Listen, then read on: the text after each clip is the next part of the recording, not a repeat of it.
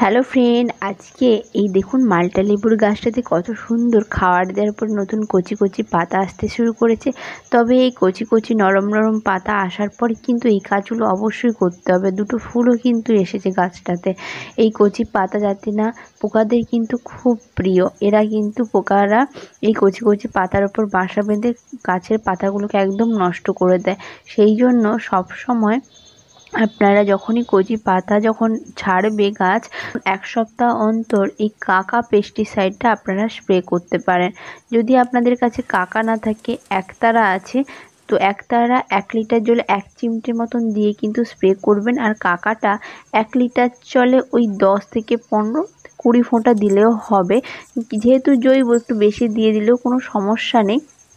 তো এইটা স্প্রে করবেন 1 সপ্তাহ অন্তর, তাতে কিন্তু গাছের পাতাগুলো খুব ভালো থাকবে। আজকে তবে আসি, দেখা হচ্ছে পরের ভিডিওতে, বাই।